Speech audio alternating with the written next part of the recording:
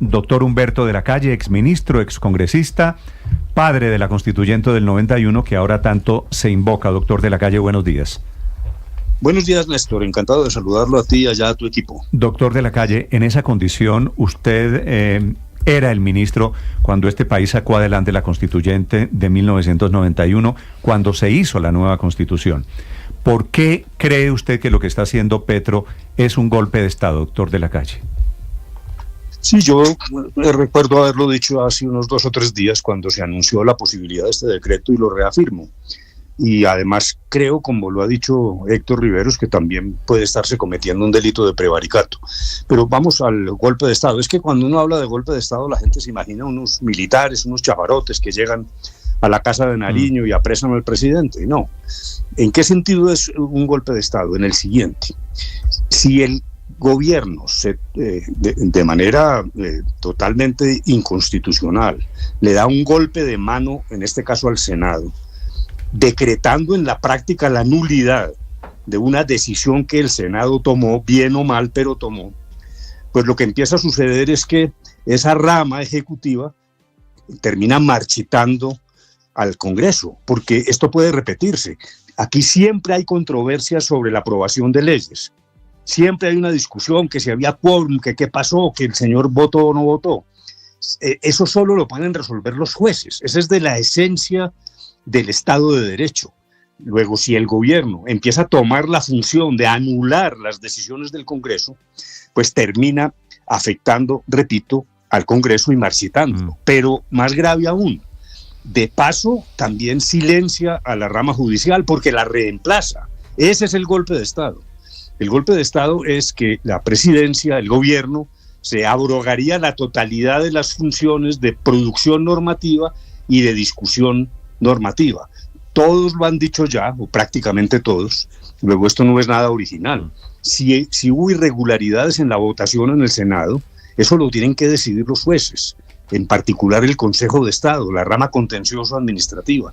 El gobierno no puede decretar la inexistencia, la nulidad o pasar por encima de decisiones del Senado, arguyendo allí una cosa un poco confusa sobre el quórum, sobre el fraude, etcétera. Héctor Riveros ha claramente demostrado que ahí no hubo el tal fraude. Hay una decisión que políticamente puede ser controvertida, pero lo que estamos viendo es realmente y literalmente en ese sentido un golpe de Estado, porque es la anulación de las ramas del poder. Y eso de la separación de poderes, es que hay quienes creen que eso es como el organigrama, como si fuera una empresa, que es que hay tres líneas de trabajo de una empresa. No, eso está en la esencia de la democracia, porque eso se lo inventaron para evitar precisamente el autoritarismo. Si usted destruye o afecta la separación de poderes, lo que está es entrando en un mar autoritario que en este caso además puede ser también delictuoso. Luego, a mí sí me parece que estamos en un momento como de emergencia. Esto, hay quienes dicen, eso no pasa nada, porque finalmente lo tumban.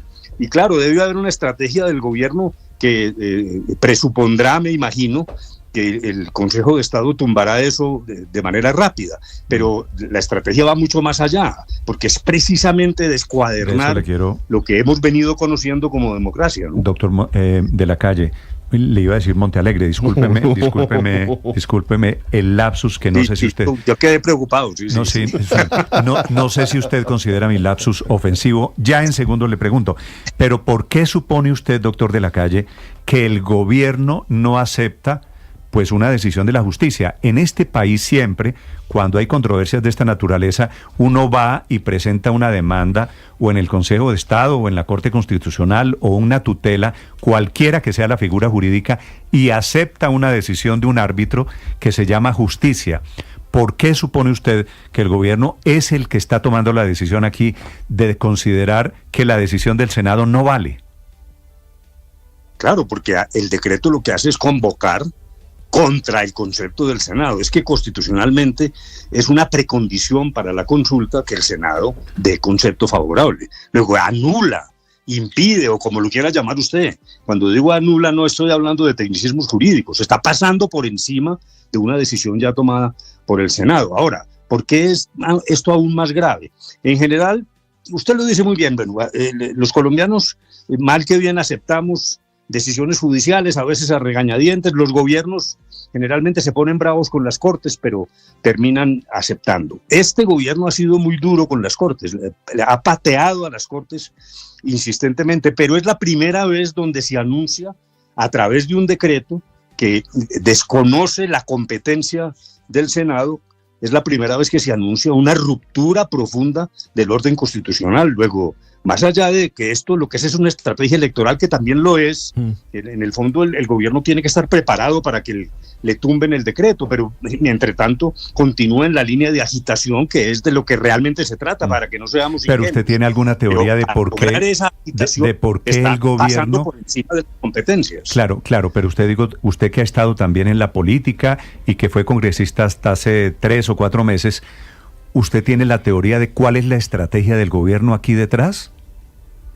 No, la estrategia es la de simplemente convertir la democracia constitucional en la democracia del bochinche, en la democracia callejera de aquí al 2026, que va a ser el ingrediente central del gobierno para lo que espera sea un triunfo del pacto histórico en el 2026. Pero hace poquito yo saqué un mensaje de X en un incidente de Virgilio Barco, que me parece que es muy indicativo. Resulta que Virgilio Barco pensó en un plebiscito, tiene cierto parecido a lo que está ocurriendo ahora, y se puso de acuerdo con Misael Pastrana. Entonces hicieron una carta diciendo, hagamos un plebiscito de reforma constitucional. Un magistrado, uno solo, porque era sala unipersonal del Consejo de Estado, anuló esa, entre comillas, carta, porque dijo que se estaba preparando una violación de la Constitución. ¿Qué hizo Virgilio Barco? Se fue a la televisión y dijo, estoy en total desacuerdo, yo tendría razones para controvertir, además se trata de un solo magistrado que está anulando, dijéramos, un proyecto del Ejecutivo, pero acepto y me pliego a las decisiones del Consejo de Estado, porque eso es esencial en el Estado de Derecho. Esa es la verdadera discusión. Es que la discusión no es que unos oligarcas neoesclavistas no quieren que le pregunten al pueblo. Esa no es la discusión. La discusión es que se está llevando de calle en un golpe de mano la competencia del Congreso, y eso se llama golpe de Estado. Doctor de la Calle, por supuesto eran otros tiempos, era otro talante de liderazgos el que había entre Virgilio Barco, y mucho va de Virgilio Barco a Gustavo Petro. Pero trayéndolo a tiempos actuales, usted dice que lo que más preocupa es lo que pase después de esto, porque hay un sector de la opinión que dice que esto al final la Corte o el Consejo de Estado lo van a tumbar. ¿Cuál es su interpretación? En caso de que la Corte Constitucional o el Consejo de Estado digan no al decretazo, ¿usted cuál cree que sería la reacción del gobierno? ¿O hacia dónde cree que puede ir? ¿O cuáles son sus temores, doctor de la Calle? No, lo primero es la llamada lucha por la narrativa. El ADN del doctor Petro es la narrativa, más que las realizaciones.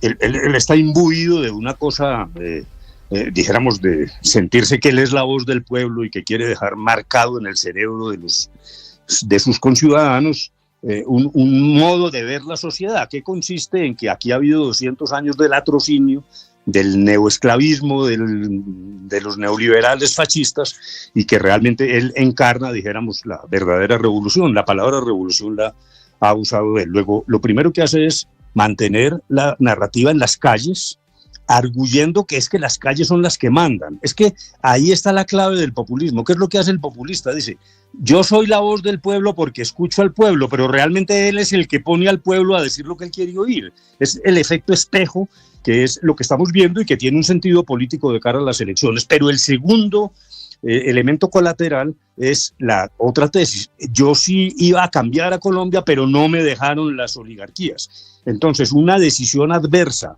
futura creo yo, del Consejo de Estado, porque ahora se inventaron la tesis, que es una tesis ladina, de que no, que es la Corte Constitucional. Si quiere volvemos sobre eso, pero yo creo que eso no es correcto. Pero va a ser la tesis de a mí no me dejaron, yo sí soy el gran redentor del pueblo, termino mi periodo, yo no logré las reformas porque aquí hay una capa ultrafascista y conservadora que no deja que haya transformaciones en Colombia. Esas son las dos caras del mismo mensaje, que es un mensaje que en el fondo lo que tiene es un sentido electoral profundo, ¿no? Sí, doctor de la Calle, en el episodio que usted mencionaba de Barco con el Consejo de Estado, ¿no fue en ese episodio donde el Consejo de Estado le pidió, creo recordar, a Barco un derecho a la rectificación? No, eso fue una cosa distinta. Salió el gobierno Barco dictó unos decretos sobre Urabá. Había uno de alcaldes militares, etcétera. Entonces la Corte lo tumbó. En aquel entonces era la Corte Suprema de Justicia en sala plena. Sí. Y no había Corte Constitucional. No había un Corte Constitucional. Entonces el presidente Barco se fue a la televisión a criticar a la Corte Suprema. Pero llegó allá el mensaje de que, sin embargo, que fueran a Palacio y que conversaran, etcétera, etcétera. La Corte Suprema se reunió y en sala plena dijo, no, nosotros no aceptamos desayunos, nosotros no vamos a Palacio, nosotros somos la Corte, que es un poder independiente. Lo que sí exigimos es que nos dé la oportunidad de algo que no existía, que era, dijéramos, la rectificación, la réplica, no tanto la rectificación, la réplica. Y si mi memoria no falla, la Corte designó al magistrado Juan Hernández Sáenz, a quien le dieron 10 o 15 minutos de televisión para señalar las razones por las cuales habían tumbado unos decretos. Y el presidente Barco dijo, acepto, yo no estoy de acuerdo, pero el Estado de Derecho se basa en precisamente una repartición de competencias. La repartición de competencias no es una tontería, repito, esto no es una cosa como de ingenieros de sistemas o no, es que si no hay fraccionamiento de los poderes, el autoritarismo empieza a sacar las orejas. Eso es lo que estamos jugando aquí de fondo. Por eso a mí sí me parece preocupante, y de paso me preocupa que a propósito de lo que está ocurriendo, yo quedé muy desconcertado con un tuit del doctor Álvaro Uribe Vélez, que dice, no, esto ya lo hicieron, el golpe de Estado lo dio Santos con el plebiscito. Primero, eso es absolutamente contraevidente. Lo que se hizo es, la mesa de conversaciones entendió que había perdido el plebiscito, reabrió la mesa, incorporó al doctor Uribe y a los opositores y a Ordóñez, se cambió el acuerdo y se hizo un nuevo acuerdo que hoy es parte de la Constitución. ¿Cómo va a ser eso un golpe de Estado?